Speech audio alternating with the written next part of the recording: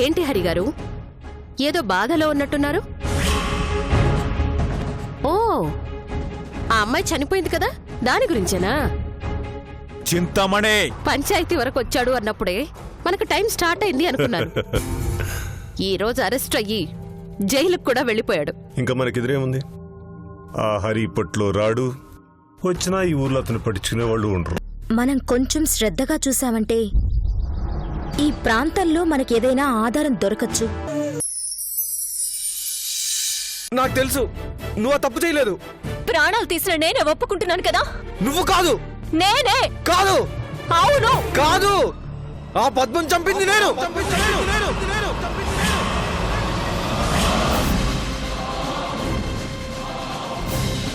తెలుసు.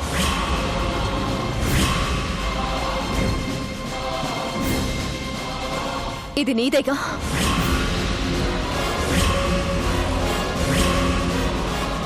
పద్మ చనిపోయిందని తెలిసాక శిరీష నేను అక్కడికి వెళ్ళినప్పుడు ఆ ప్లేస్లో ఇది దొరికింది.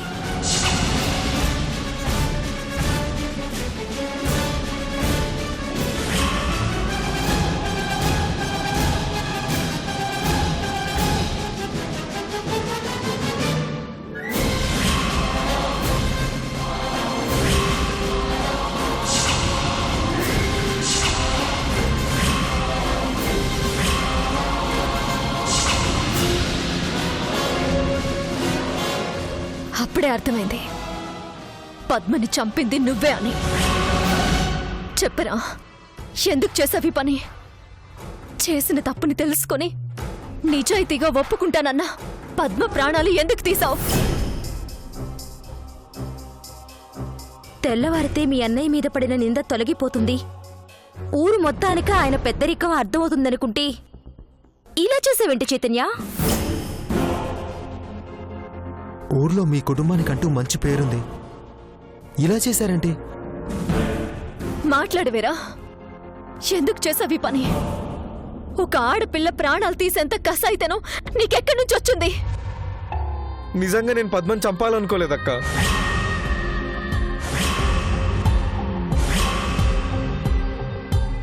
తన అబద్ధం చెప్పి నేను తప్పు చేయడానికి కారణమైన పద్మతో మాట్లాడడానికి వెళ్ళాను. నువ్వు వచ్చి రేపు పద్మ పంచాయతీలో నిజం చెప్తుంది అనగానే సాక్ష్యం చెప్పినందుకు ఆయన నన్ను ఏం చేస్తాడన్న భయంలో పద్మతో మాట్లాడడానికి వెళ్ళాను. అక్కడ ఏంటి పద్మ, ఇలా నీ ఇష్టానికి నువ్వు నిర్ణయాలు మార్చుకుంటే ఎలా? హరిగారి విషయంలో చాలా పెద్ద తప్పు చేశాను. ఆ తప్పు సరిదిద్దుకోవాలంటే పంచాయతీలో జరిగిన నిజం చెప్పాలి. నువ్వు నిజం చెప్తే ఏమవుతుందో తెలుసా? ఆయన గారు నా ప్రాణాలు తీసేస్తాడు.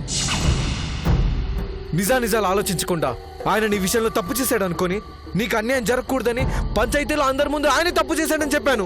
అది నా పొరపాటునే నేను చెప్తున్నానుగా. పొరపాటు నువ్వు చెప్తున్నావు, కానీ ఆయన నమ్మడు కదా. నమ్ముతారండి, ఎందుకు నమ్మరు? మేమంటే గిట్టని ఆయన నమ్ముతాడని ఎలా అనుకుంటున్నావు? నమ్మడు పద్మ. ఆయన విషయంలో తప్పుడు సాక్ష్యం చెప్పినందుకు నా మీద కక్ష కడతాడు, మమ్మల్ని ఊరి నుంచి పంపించేస్తాడు, లేదా మా ప్రాణాలు తీసేస్తాడు. ఇప్పుడు నన్నేం చేయమంటారు? ఈ నిజాన్ని రేపు పంచాయతీలో చెప్పొద్దు.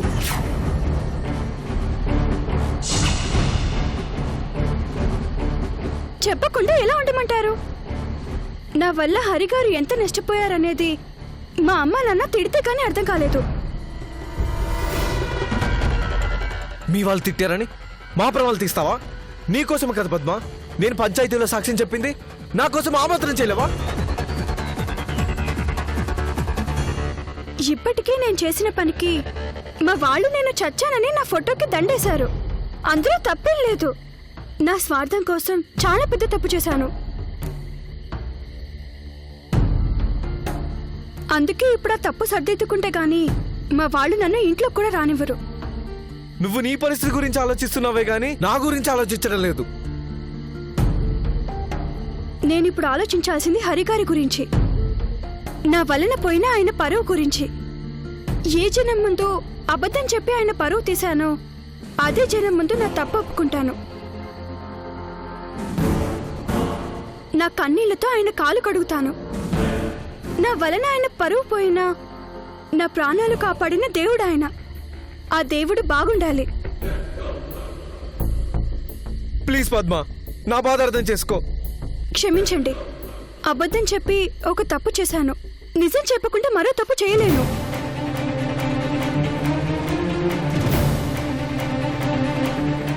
పద్మ, ఆయన నన్ను చంపేస్తాడు పద్మ, ప్లీజ్. అది మీ భయం. దానికోసం నిజం చెప్పకుండా ఉండలేను. నేను చెప్పాల్సిందే. పద్మ ప్లీజ్, నా మాట విను. పద్మ లేదు, నేను please, చెప్పాల్సిందే. పద్మ, నా మాట విను పద్మ. లేదు, నా నేను గురించి ఆలోచించు. చెప్పాల్సిందే. పద్మ నేను ప్లీజ్, చెప్పాలని నా చెప్పానా? మాట విను. ఆయన నన్ను చంపేస్తాడు. లేదు, నా నేను మాట విను వెళ్ళాలి. పద్మ, ఆయన నన్ను చంపేస్తాడు. పద్మ ప్లీజ్ అయ్యో. పద్మ, నా మాట విను పద్మ.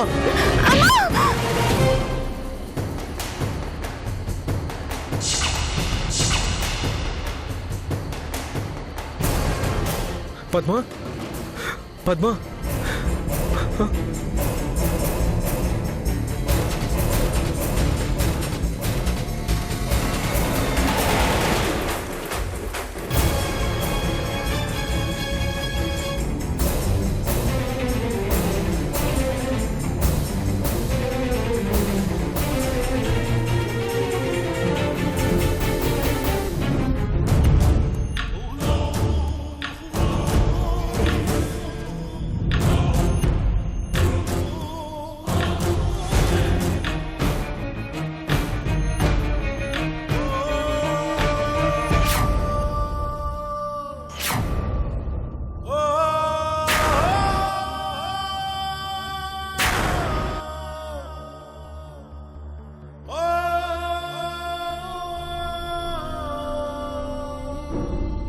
రే, ఎంత పని చేసావురా?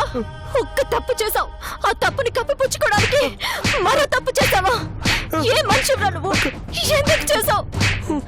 ఎందుకు చేసావు ఈ పని? ఎందుకు చేసావు? వదలు. చూడు శిరీష, చెయ్యాల్సినంత చేసి ఏమి తెలియనట్టు ఎలా నుంచున్నాడో. నిజంగా నేను కావాలని చేయలేదక్క, అనుకోకుండా అలా జరిగిపోయింది. ఎలా జరిగినా తప్పు జరిగిందిగా. మన వల్ల అన్నయ్య కుటుంబం నష్టపోతుందన్నా ఆయన నమ్మకాన్ని నిజం చేసావు కదరా.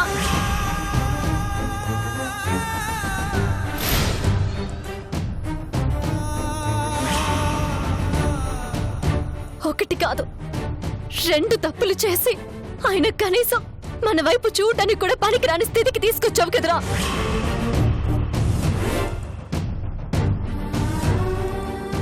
అన్నయ్య చేయని తప్పుకి సాక్ష్యం చెప్పి పంచాయతీలో దోషిని చేశావు. ఇప్పుడు నువ్వు తప్పు చేసి ఏమీ తెలియనట్టు అన్నయ్య అరెస్ట్ అవుతున్నా చూస్తూ ఊరుకున్నావు.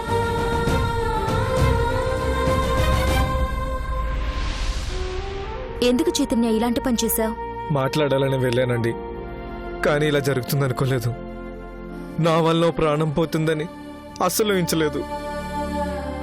ఆవేశం వలన నష్టం తప్ప లాభం ఉండదని ఇప్పటికైనా అర్థమైందా? ఆ రోజు మేమొద్దు, మీ అన్నయ్య అలాంటి పని చేయడు అంటున్నా వినలేదు. ఆ రోజు ఆలోచించి ఉంటే ఈరోజు ఈ పరిస్థితి వచ్చేదా? వాడికి అర్థం కాదు. ఇప్పటికి ఎన్నోసార్లు చెప్పాను, అయినా వాడి ఆవేశాన్ని వదిలిపెట్టలేదు.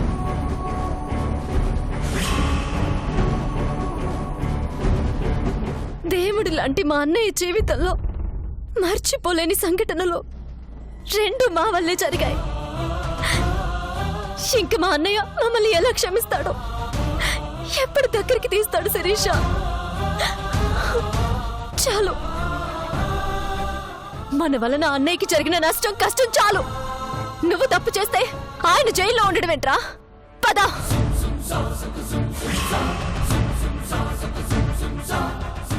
నువ్వు చేసిన తప్పుని నువ్వే స్టేషన్లో ఒప్పుకుని అన్నయ్యని విడిపించాలి. నేను ఇలా చేశానని తెలిస్తే చంపేస్తాడక్క. ఈ భయం ఇప్పుడు కాదు, చేసేటప్పుడు ఉండాలి. నిజంగా నేను చంపాలని వెళ్ళలేదక్క, భయంతోనే వెళ్ళాను. పద్మని బతిమలాడి పంచాయతీలో నిజం చెప్పొద్దని చెప్పడానికి వెళ్ళాను. ఎందుకు వెళ్ళినా అక్కడొక ప్రాణం పోయింది. అన్నయ్య నేరస్తుడయ్యాడు. తప్పుకి శిక్ష తప్పదు. నీ తప్పుకి నిన్ను నన్ను అన్నయ్య ఏం చేసినా పర్వాలేదు. ఏ శిక్ష వేసినా సంతోషమే.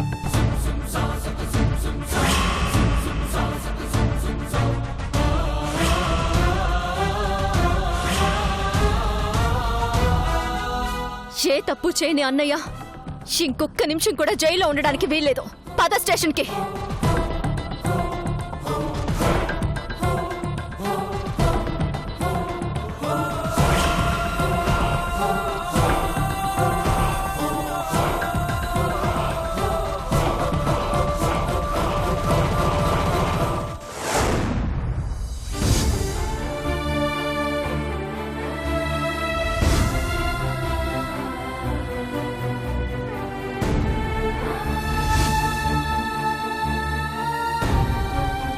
నమస్తే ఎస్ఐ గారు.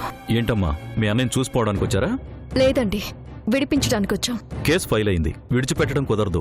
చెయ్యని తప్పుకి మా అన్నయ్యని ఎలా శిక్షిస్తారు ఎస్ఐ గారు? అదేంటండి, ఆ అమ్మాయిని హరిగారే చంపారని కేసు పెట్టారు, సాక్ష్యం కూడా ఉంది. లేదు ఎస్ఐ గారు, పద్మని మా అన్నయ్య చంపలేదు.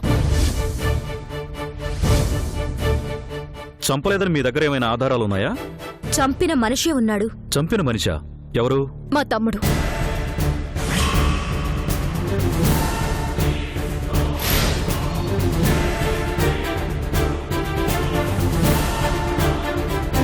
అవును ఎస్ఐ గారు, భయంతో వీడు ఆ విషయం దాచడం వల్ల మా అన్నయ్యని మీరు స్టేషన్కి తీసుకొచ్చారు. మీరు చెప్పేది నిజమా? నిజమో అబద్ధమో వీడే చెప్తాడు, వినండి. పద్మ నువ్వు చంపావా? అవునండి, నేనే చంపాను. నా వల్లనే చనిపోయింది, కానీ నేను కావాలని చంపలేదు. లేదు, నా నేను మాట విను వెళ్ళాలి. పద్మ, ఆయన నన్ను చంపేస్తాడు. పద్మ ప్లీజ్ పద్మ, నా మాట విను పద్మ.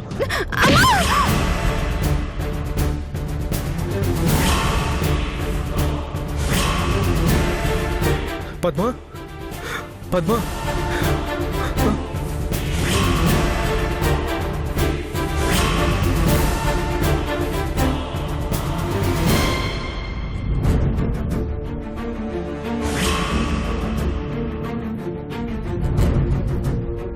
అందుకే మా వాడి తప్పు మా వాడు ఒప్పుకుంటున్నాడు కదా, అన్నయ్యని వదిలేయండి.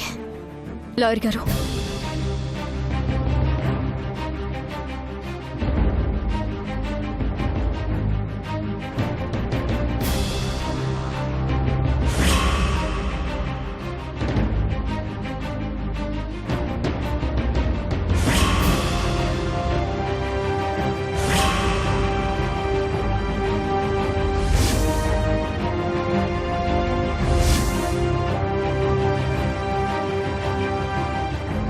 ఇక్కడ సైన్ చేయండి.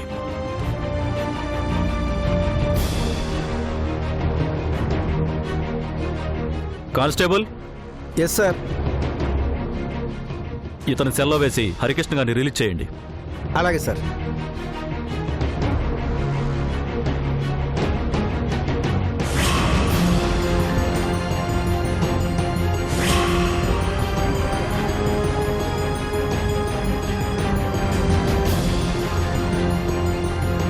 ఈ భయం తప్పు చేసేటప్పుడు ఉండాలి. నీ వల్ల అన్యాయంగా అన్నయ్య జైలు పాలయ్యాడు. నువ్వేం భయపడకు చైతన్య. కావాలని నువ్వు పద్మని చంపలేదు కాబట్టి కోర్టులో కూడా పెద్ద శిక్ష పడదు. ఈలోపు లాయర్ గారి ద్వారా బెయిల్ తెప్పించే ఏర్పాట్లు చేస్తాం. పదండి.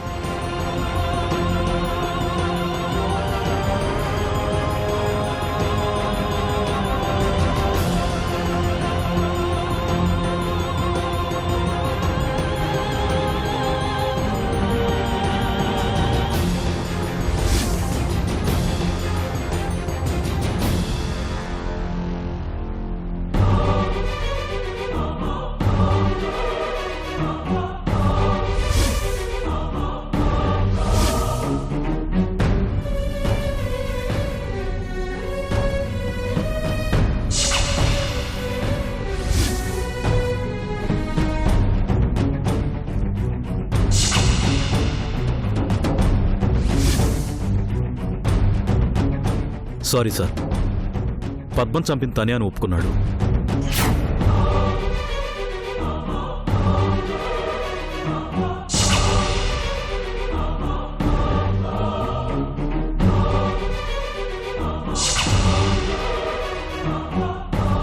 మీ మీద కేసు పెట్టడం వలన మిమ్మల్ని అరెస్ట్ చేయాల్సి వచ్చింది.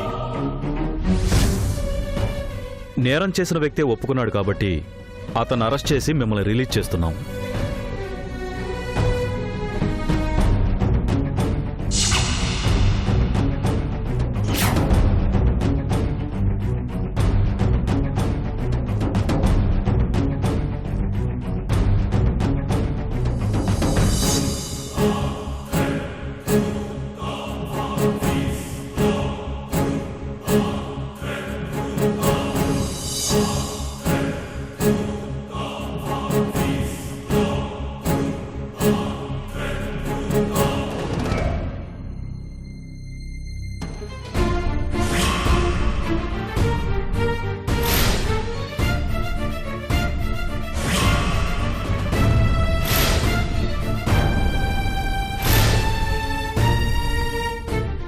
నా పరువు తీయడానికి ఇంతకు దిగజారారా?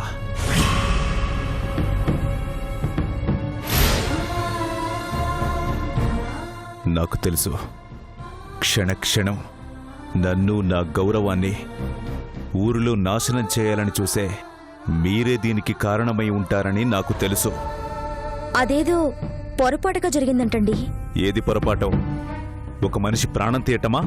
పొరపాటు కాదు, కావాలని చేసుంటారు.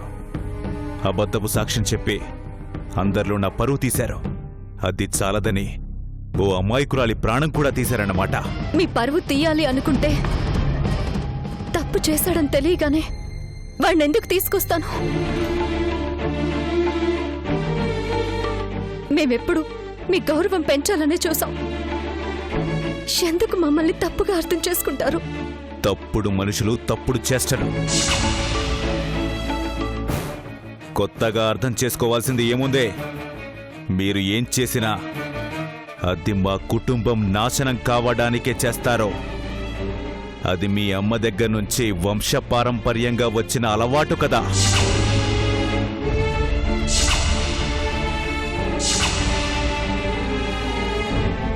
ఎందుకండి అలా మాట్లాడతారు? మీకు మంచి చేసినా అందులో చెడుని చూస్తారెందుకు? చెడ్డవాళ్లకి మంచి పనులు చేయడం తెలియదు కాబట్టి, ప్రాణాలు తీసేవాళ్లకి ప్రాణం విలువ తెలియదు కాబట్టి.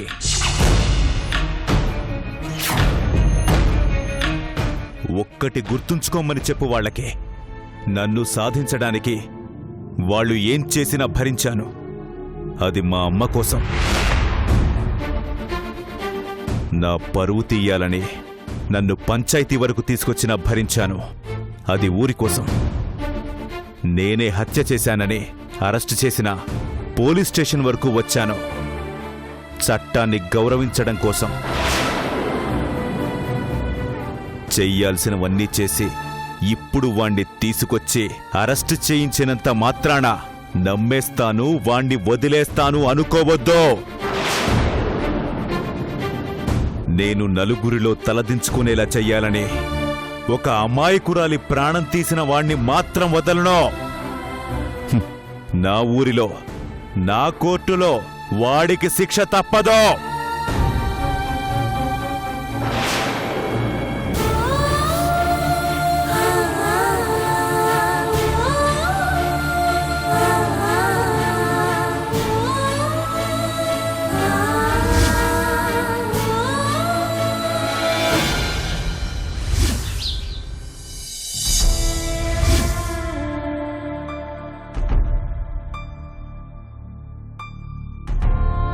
భగవంతుడా, ఎందుకయ్యా మమ్మల్ని ఇలా పరీక్షిస్తున్నావు?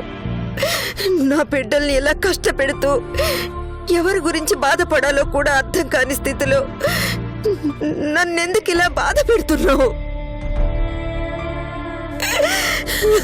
అమ్మా,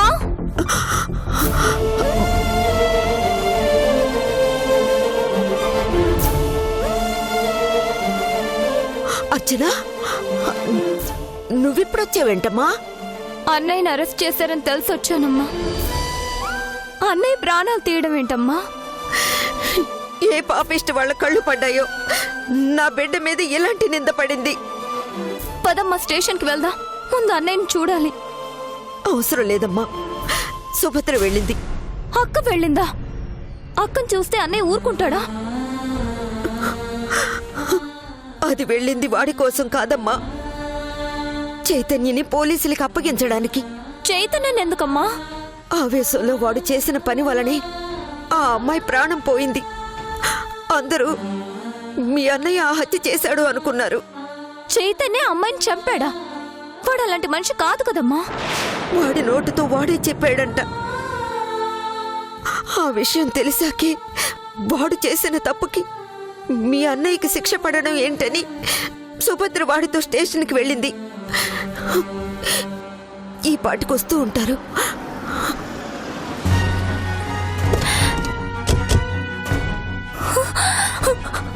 అన్నయ్య, అన్నయ్య, అన్నయ్య, నిన్ను అరెస్ట్ చేశారని తెలియగానే వచ్చేసానన్నయ్య.